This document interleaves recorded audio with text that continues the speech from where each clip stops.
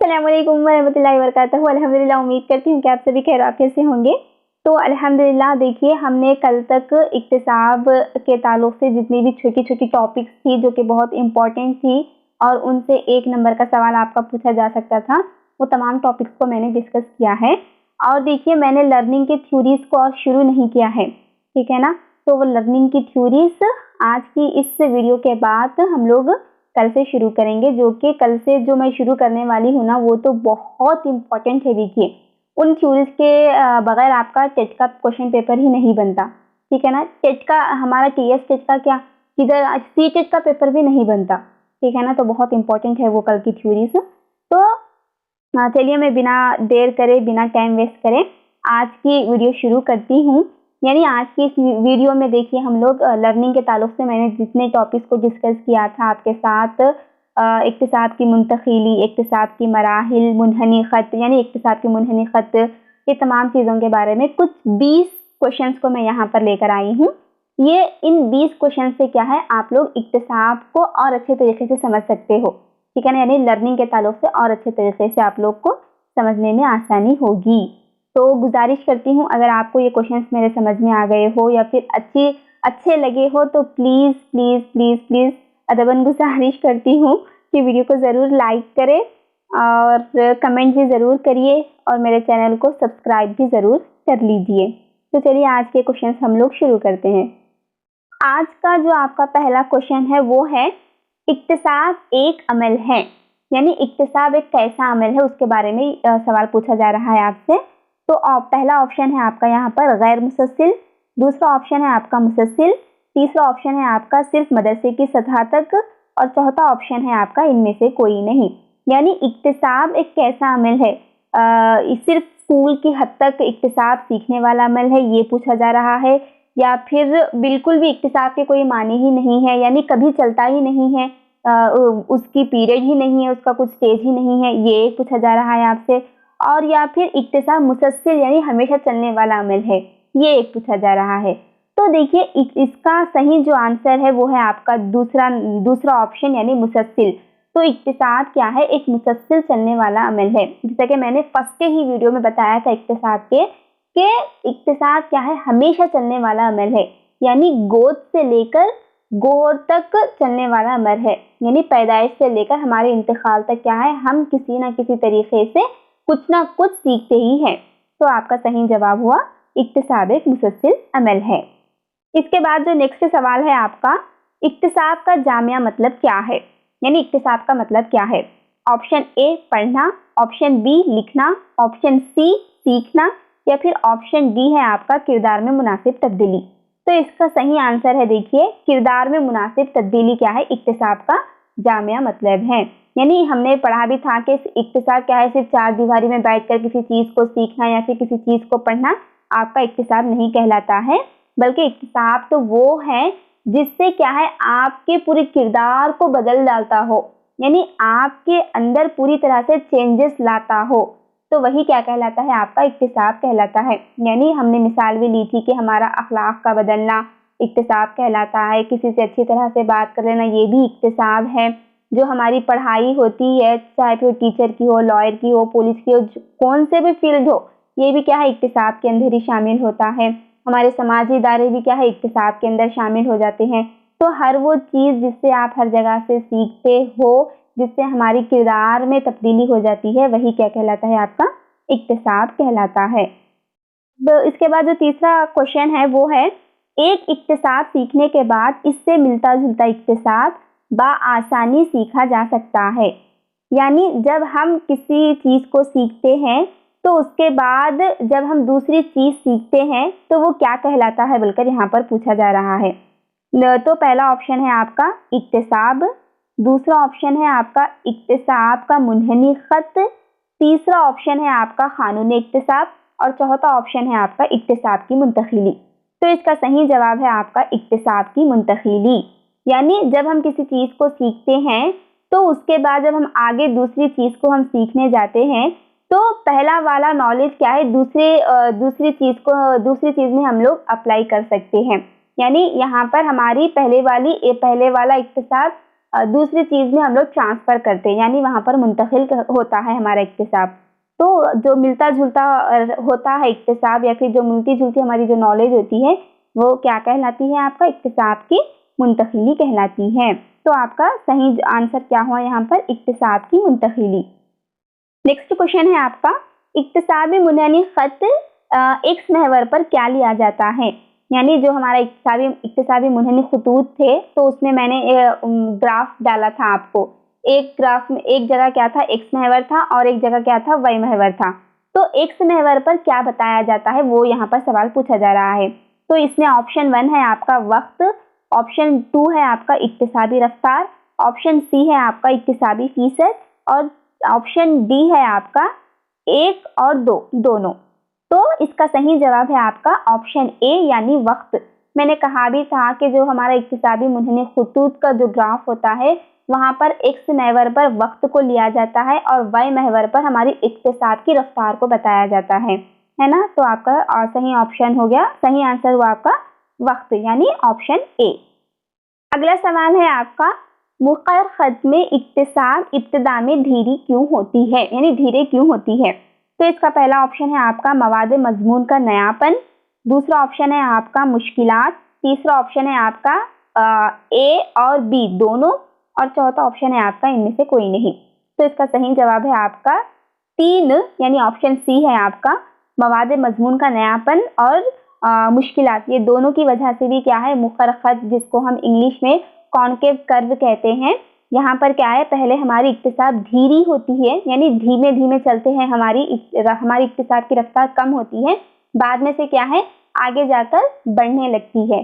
तो जब पहले धीरी होती है, उसकी वजह यही होती है कि पहले हम लोग को सब्जेक्ट समझ में नहीं आते हैं, हम लोग को मुश्किलात पेश आती है। तो आपके सवाल का सही जवाब हुआ सी, यानी ऑप्शन ए भी सही है यहाँ पर, और ऑप्शन बी भी सही है। नेक्स्ट क्वेश्चन है आपका, इक्तिसाबी मुनहनी खत में कौन सा मरहला क्रिटिकल स्टेज कहलाता है? Option A middle stage, option B plateau stage, option C initial stage, और ऑप्शन डी है आपका लास्ट स्टेज। तो इसका सही जवाब है आपका प्लेटो स्टेज। मैंने कहा भी था आपको कि मुनहनी खत के मराहिल में जो आपका प्लेटो स्टेज है, यानी जो तीसरा मरहला है, ये बहुत क्रिटिकल होता है, क्योंकि यहाँ पर बच्चे की सीखने की जो रफ्तार होती है वो थम जाती है, यानी बच्चा ना आगे बढ़ता है और ना ही पीछे होता है, इसीलिए हम इसको क्या कहेंगे, क्रिटिकल स्टेज कहेंगे। नेक्स्ट क्वेश्चन है आपका, इक्तिसाब की मुनहनी खत को इस माहिर नफ्सियात ने पेश किया है? ऑप्शन ए है आपका इब्न गौस, ऑप्शन बी है आपका स्ट्रिम, और ऑप्शन सी है आपका बिने, ऑप्शन डी है आपका टर्मेन। तो इसका सही जवाब है आपका इब्न गौस। मैंने कहा भी था कि 1885 में हरमन इब्न गौस ने इक्तिसाबी मुनहनी खतूत को पेश किया था। तो आपका सही जवाब हुआ ऑप्शन ए। क्वेश्चन है आपका, साबिक़ा मालूमात अगर जदीद मालूमात के सीखने में माउन होते हैं तो ये कौन सी तबादले की कौन सी किस्म है? यानी जो हम पहले जो नॉलेज सीखते हैं, अगर वो नॉलेज जब हम नई नॉलेज को सीखने में जाते हैं तो वहाँ पर मददगार होती है, या फिर वहाँ पर फ़ायदेमंद साबित होती है, तो वो कौन सा इक्तिसाब कहलाता है बोलकर यहाँ पर पूछा गया है। तो आपका ऑप्शन ए है मुस्बित मुंतकिली, ऑप्शन बी है आपका मनफी मुंतकिली, ऑप्शन सी है आपका सीपर मुंतकिली, और आपका ऑप्शन डी है इनमें से कोई नहीं। तो इसका सही जवाब है आपका मुस्बित मुंतकिली, क्योंकि पहले वाला नॉलेज आपको नए काम को सीखने में वहाँ पर काम में आ रहा है, यानी फ़ायदा हो रहा है आपको। जैसा कि मैंने साइकिल की मिसाल दी थी और स्कूटी की, कि आप साइकिल सीखने के बाद आपको स्कूटी सीखने में आसानी होती है, तो साइकिल सीखना आपके लिए क्या है, फ़ायदेमंद हुआ था। तो ये मुस्बित मुंतकिली हो गई, यानी पॉजिटिव ट्रांसफ़र लर्निंग हो गया ये। उम्मीद है कि आपको ये समझ में आ गया होगा। तो क्वेश्चन है आपका, इक्तिसाबी मुनहनी खत महदब और मुक़र्रर खतूत का मजमूई शक्ल इस तरह होगी, यानी जो आपका कॉन्वेक्स कर्व है और कॉन्केव कर्व है, यानी जो महदब और मुक़र्रर, ये जो दोनों खतूत को मिलाकर जो नया खत बनता है उसको हम क्या कहेंगे बोलकर यहाँ पर सवाल पूछा जा रहा है आपका। तो हमने तो आर कर्व को भी नहीं पढ़ा, हमने वाई कर्व को भी नहीं पढ़ा, हमने के कर्व को भी नहीं पढ़ा। तो अगर हमने ये 4 ऑप्शंस में से पढ़ा था तो वो था आपका एस शेप, है ना। यानी यहाँ पर जो तीसरा ऑप्शन आपको नजर आ रहा है वो है आपका सही आंसर, एस शेप। क्योंकि एस शेप में क्या है, मुहद्दब खत और मुखर खत, यानी कॉन्वेक्स कर्व और कॉनकेव कर्व दोनों को मिलाकर क्या बनता है आपका एस शेप कर्व बनता है। तो आपका सही जवाब हुआ ऑप्शन सी। इसके बाद जो नेक्स्ट क्वेश्चन है आपका वो ये है कि इक्तिसाब पर असरअंदाज होने वाले अनासिर ये है। पहला ऑप्शन है आपका माहौल, दूसरा ऑप्शन है आपका फितरत, तीसरा ऑप्शन है आपका तवारुस और चौथा ऑप्शन है आपका शख्सी या फिर माहौली अनासिर। तो इसका सही जवाब है आपका फोर्थ ऑप्शन, यानी शख्सी अनासिर और माहौली अनासिर। आपको याद भी होगा कि मैंने पढ़ाया भी था कि इक्तिसाब पर असरअंदाज होने वाले दो अनासिर है, एक है आपका पर्सनल फैक्टर और दूसरा है आपका इन्वायरमेंटल फैक्टर। तो आपका सही जवाब हो गया फोर्थ ऑप्शन, फोर्थ। नेक्स्ट सवाल है आपका इक्तिसाबी मुनहनी खत में जुमला कितने मराहिल है। Option A 3, option B 5, option C 6 और आपका ऑप्शन डी है 7। तो इसका सही जवाब है आपका ऑप्शन बी 5 मराहिल। अच्छे से पढ़िए सवाल को, यहाँ पर मराहिल को पूछा गया है यानी स्टेजेस को पूछा गया है, किस्मों को यहाँ पर पूछा नहीं गया है, ठीक है ना। ये क्या है, स्टेजेस है आपके, मराहिल है ये। तो हमने 5 मराहिल को पढ़ा था, जिसमें था आपका इनिशियल स्टेज, उसके बाद दूसरा मरहला था आपका मिडिल स्टेज, तीसरा मरहला था आपका प्लेटो स्टेज, चौथा मरहला था आपका प्लेटो स्टेज के बाद का मरहला और 5वां मरहला था आपका लास्ट स्टेज। तो इन 5 मराहिल को हमने पढ़ा था। नेक्स्ट क्वेश्चन है आपका, ये कौन से इक्तिसाबी मुनहनी खत की शक्ल है। यानी यहाँ पर जो आपको शक्ल नजर आ रही है स्क्रीन पर, ये कौन से कर्व की शक्ल है बोलकर पूछ रहा है। तो आपका ऑप्शन ए है महदब, ऑप्शन बी है आपका मुखर, ऑप्शन सी है आपका खत शक्ल की और ऑप्शन डी है आपका शक्ल एस। तो इसका सही जवाब है आपका मुखर खत, यानी कॉनकेव कर्व की ये शक्ल है। यहाँ पर देख सकते हम लोग, ये जो पहले यहाँ पर इक्तिसाब की जो रफ्तार होती है पहले धीमी होती है, उसके बाद आहिस्ता आहिस्ता उभर जाती है। तो ये क्या हो गया आपका मुखर खत हो गया। नेक्स्ट क्वेश्चन है आपका, अगर इक्तिसाब शुरू में तेजी से बढ़ता जाए और बाद में वक्त के लिहाज से कम होता जाए तो इक्तिसाबी मुनहनी खत की शक्ल ये होगी। ऑप्शन ए है आपका मुखर खत, ऑप्शन बी है आपका महदब, ऑप्शन सी है आपका एस शक्ल और आपका ऑप्शन डी है खत शक्ल की। तो इसका जो सही आंसर है आपका वो है ऑप्शन बी, यानी महदब खत। हमने पढ़ा भी था कि इक्तिसाब क्या है, पहले जब तेजी से बढ़ते रहती है उसके बाद आगे जाकर डाउन हो जाती है, ठीक है ना। तो पहले बढ़कर बाद में आगे जाकर जो डाउन हो जाती है वो क्या कहलाता है आपका महदब खत कहलाता है, जैसा कि आपको यहाँ पर उसका ग्राफ नजर भी आ रहा होगा। नेक्स्ट क्वेश्चन है आपका, अगर कोई बच्चा खेल में महारत रखता है और पढ़ने में भी महारत रखता है तो ये तबादले की कौन सी किस्म हुई। तो ऑप्शन ए है आपका बायलिटरल ट्रांसफर, ऑप्शन बी है आपका मुस्बित मुंतकिली, ऑप्शन सी है आपका मनफी मुंतकिली और ऑप्शन डी है आपका सीफर मुंतकिली। तो इसका जो सही जवाब है आपका वो है ऑप्शन डी, यानी सीफर मुंतकिली। पहले आप सवाल को अच्छे से समझिए कि एक बच्चा क्या है, पढ़ने में भी फास्ट है और खेलने में भी फास्ट है। तो बच्चा जो पढ़ने में फास्ट है उसका ताल्लुक खेल से नहीं है और खेल का ताल्लुक क्या है, पढ़ने से नहीं है। खेल की महारत अलग है, पढ़ने की महारत अलग है।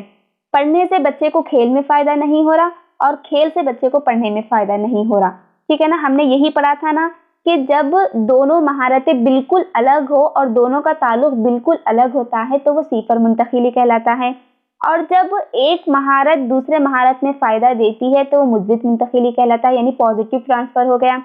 और ऐसा नॉलेज जब आप दूसरे नॉलेज को सीखते वक्त आपको दिक्कत दे रही हो या फिर परेशान कर रही हो उसको सीखने में या फिर प्रॉब्लम फेस कर रहे हो तो वो क्या कहलाता है आपका मनफी मुंतकिली, यानी नेगेटिव ट्रांसफर हो गया। उसके बाद अब ये जो बायलिटरल ट्रांसफर है वो तो क्या था आपका, जब आप किसी एक काम को दोनों हाथों से कर रहे हो या फिर एक साथ आप दो चीज़ों को एक साथ कर रहे हो, एक ही चीज़ को आप दोनों हाथों से कर रहे हो या फिर दो चीज़ों का इस्तेमाल कर रहे हो तो वो क्या कहलाता है आपका बायलिटरल ट्रांसफर। यानी मैंने कहा भी था कि एक बच्चा कोई राइट हैंड से लिखता है तो वही बच्चा लेफ्ट हैंड से भी लिखता है। तो आपका option A, option B, option C यहाँ से तो हट गया, बचा आपका ऑप्शन डी, सिफर मुंतकिली यानी जीरो ट्रांसफर। तो आपका सही जवाब हो गए जीरो ट्रांसफर। नेक्स्ट क्वेश्चन है आपका, इत्तिसाब के कितने मुनहनी खतूत हैं? ऑप्शन ए है आपका 5, ऑप्शन बी है आपका 4, ऑप्शन सी है 6 और आपका लास्ट ऑप्शन है 2। तो इसका सही जवाब है आपका ऑप्शन बी यानी 4 खतूत है इत्तिसाब के। हमने पढ़ा था पहला खतूत क्या था आपका, कर्व ऑफ इक्वल रिटर्न, दूसरा क्या था आपका महदब खत यानी कॉन्वेक्स कर्व, तीसरा क्या था आपका मुखर खत यानी कॉन्केव कर्व, उसके बाद जो आखिरी खत था वो क्या था, एस टाइप खत यानी महदब और मुखर दोनों मिलाकर थे। तो ये हो गए आपके 4 मुनहनी खतूत। अब अगर आपको टेट में पूछा गया कि इक्तिसाब के कितने खतूत हैं मुनहनी के, तो वहां पर आपको 4 ऑप्शन नजर नहीं आया, तो आप लोग वहां पर 3 डालिए, क्योंकि जो कर्व ऑफ इक्वल रिटर्न है ना वो बहुत कम पूछा जाता है। लेकिन आप लोग को मालूम रहने के लिए यहाँ पर मैं बताई थी, ज्यादा लोग इसको एक्सप्लेन नहीं करते। जो मेन जो 3 कर्व्स है वो है आपका महदब खत और मुखर खत और एस टाइप खत, ये 3 ही क्या है अहम है। अगर आपको 4 वहां पर पूछा गया है तो आप 4 डालें, अगर आपको 4 नहीं पूछा गया है तो तब आप क्या करिए, 3 ही ऑप्शन को चूज करिए। नेक्स्ट क्वेश्चन है आपका, इक्तिसाब की कितनी किस्में हैं? सॉरी यहाँ पर सवाल में थोड़ा सा मिस्टेक हो गया है, इक्तिसाब की कितनी नहीं बल्कि इक्तिसाब की मुंतकिली की कितनी किस्में हैं है वो सवाल। तो इसका थोड़ा सा आप लोग वहाँ पर राइट मतलब करेक्शन कर लीजिए वहाँ पर। तो इसका ऑप्शन ए है आपका 3, ऑप्शन बी है आपका 4, ऑप्शन सी है 5 और ऑप्शन डी है आपका 8। तो हमने पढ़ा भी था कि इक्तिसाब की मुंतकिली के 3 किस्में हैं, एक है आपका मुस्बित मुंतकिली, दूसरा है आपका मनफी मुंतकिली और तीसरा है आपका सिफर मुंतकिली यानी पॉजिटिव ट्रांसफर, नेगेटिव ट्रांसफर और जीरो ट्रांसफर। तो ये क्या थी आपकी 3 किस्में थी। नेक्स्ट क्वेश्चन है आपका, मुस्कान अपने दोनों हाथों का इस्तेमाल करते हुए लिख रही है, ये इक्तिसाब की कौन सी किस्में हैं? Option A unilateral, option B bilateral transfer, option C है आपका हॉरिजॉन्टल ट्रांसफर और ऑप्शन डी है आपका वर्टिकल ट्रांसफर। तो इसका सही जवाब है आपका बाइलेटरल ट्रांसफर, क्योंकि बाइलेटरल ट्रांसफर में ही क्या है, इंसान अपने दोनों पार्ट्स का इस्तेमाल करते हुए किसी चीज को करता है, यानी राइट हैंड से लिखने वाला लेफ्ट हैंड से भी लिखता है। यूनिलिटरल में क्या है, सिर्फ इंसान अपने जिस्म का सिर्फ एक हिस्से को इस्तेमाल करता है। हॉरिजॉन्टल में क्या था आपका, यहाँ पर इंसान क्या है अपनी नॉलेज को सेम तरीके से दूसरी जगह पर अप्लाई करता है, यानी हर जगह क्या करता है सेम तरीका अपनाता है, उसको हम लोग क्या कहेंगे, हॉरिजॉन्टल कहेंगे। और जो वर्टिकल है यहाँ पर क्या करते हैं हम लोग एक चीज को सीखने के लिए सीक्वेंस से जाते, जैसे कि मैंने मिसाल भी दिया था कि पहले बच्चों को हम लोग क्या करते हिसाब सिखाने के लिए प्लस सिखाते, फिर माइनस, फिर क्या करते हम लोग इंटू करना सिखाते हम लोग, उसके बाद डिवाइड करना सिखाते। तो समझ में आ गया होगा आपको। नेक्स्ट क्वेश्चन है आपका, मरहला प्लेटो की वजूहात क्या है? ऑप्शन ए जिस्मानी कमजोरी, ऑप्शन बी दिमागी थकन, ऑप्शन सी इक्तिसाब में दिलचस्पी और आपका ऑप्शन डी है ये तमाम। तो यहाँ पर देखिए जो ऑप्शन सी है यहाँ पर ना इक्तिसाब में दिलचस्पी का ना होना, ये यहाँ पर है देखिए। तो इसको थोड़ा सा करेक्शन कर लीजिए, थोड़ा सा मिस्टेक्स हो रहे हैं मेरे पास यहाँ पर, क्योंकि जल्दी जल्दी करना रहता ना वीडियो बनाने के लिए तो थोड़ा सा मिस्टेक हो गई, तो कुछ भी ना समझे। तो इसका आपका जो ऑप्शन डी है ये तमाम, तो ये तमाम की तमाम चीज़ें क्या है, मरहला प्लेटो की वजूहात होती है। क्योंकि जब बच्चा जिस्मानी तौर पर कमज़ोर होता है या फिर दिमागी तौर पर कमज़ोर होता है या फिर इक्तिसाब यानी पढ़ने में उसको सीखने में दिलचस्पी नहीं होती है, तो यहाँ पर बच्चा क्या है थम जाता है। तो ये तमाम चीज़ें भी क्या है इसके अंदर आती है। नेक्स्ट क्वेश्चन है आपका, अनवर आर्ट्स का तालिबे इल्म है और इसे हिसाब सीखने में दुश्वारी पेश आ रही है, ये इक्तिसाब की कौन सी किस्म है? ऑप्शन ए है आपका सिफर मुंतकिली, ऑप्शन बी है आपका मनफी मुंतकिली, ऑप्शन सी है आपका मुस्बित मुंतकिली और आपका ऑप्शन डी है इक्तिसाब की मुंतकिली। तो इसका जो सही आंसर है वो है मनफी मुंतकिली यानी नेगेटिव लर्निंग ट्रांसफर है ये। क्योंकि जब क्या है मतलब अनवर क्या है एक आर्ट्स का है स्टूडेंट है, उसको क्या है मैथ्स सीखने में दुश्वारी हो रही, तो मतलब आर्ट्स वालों को क्या रहता है पूरे आर्ट्स मतलब सोशल के सब्जेक्ट्स रहते हैं लोगों को, तो सोशल वाले डायरेक्ट मैथ्स आके सीख रहे तो लोगों को समझ में तो नहीं आता, है ना, वहाँ पर दुश्वारी तो पेश होती है। तो पहला वाला नॉलेज क्या है, दूसरे वाले नॉलेज को सीखने में कुछ भी फायदामंद नहीं दे रहा, यानी बल्कि उसको दुश्वारी पेश हो रही, वहाँ पर उसको प्रॉब्लम फेस हो रही। तो ये क्या कहलाता है, आपका नेगेटिव लर्निंग ट्रांसफर कहलाता है, यानी मनफी मुंतकिली। के बाद जो आपका लास्ट 20 क्वेश्चन है वो है इक्तिसाब बर्ताव में हर किस्म की तब्दीली है जो कि माहौल की ज़रूरत को तकमील करने के लिए ज़रूरी होती है, ये किसने कहा। यानी यहाँ पर एक माहिरीन नफ्सियात है, उन्होंने इक्तिसाब को बताया कि इक्तिसाब में क्या है, हर चीज़ की हर किस्म की तब्दीली होती है और ये इंसान को क्या है, माहौल से जोड़ने के लिए फ़ायदेमंद होती है। ये बात किसने कही बोलकर पूछ रहा है यहाँ पर। तो आपका पहला ऑप्शन है मर्फी, दूसरा ऑप्शन है आपका हिलगार्ड, तीसरा ऑप्शन है आपका गुथरी और आपका चौथा ऑप्शन है गेस्टाल्ट। तो मैंने पहले स्टार्टिंग में लर्निंग में कहा भी था कि जो मर्फी है, मर्फी ने कहा था कि इक्तिसाब क्या है, बर्ताव में हर किस्म की तब्दीली है। तो उम्मीद है कि आपको ये समझ में आ गया होगा। तो ये थे कुछ 20 क्वेश्चंस। उम्मीद करती हूँ कि आपको 20 क्वेश्चंस भी समझ में आ गए होंगे। फिर से आपका लर्निंग के ताल्लुक से और इक्तिसाब की मुंतकिली के ताल्लुक से, उसके मराहिल, उसकी किस्में, तमाम चीज़ों के ताल्लुक से फिर से आपको अच्छे से समझ में आ गया होगा। और अगर आज के ये 20 क्वेश्चंस आपको अच्छे लगे हो, वीडियो पसंद आई हो, तो वीडियो को ज़रूर लाइक कर लें। इसकी लिंक को आपके दोस्तों में ज़रूर शेयर करिए और चैनल को मेरे जल्द से जल्द सब्सक्राइब कर ले। तो चलिए कल मिलती हूँ मैं एक बहुत ही उम्दा और अच्छे टॉपिक के साथ, जो जिसके बगैर आपका पेपर ही नहीं बनता।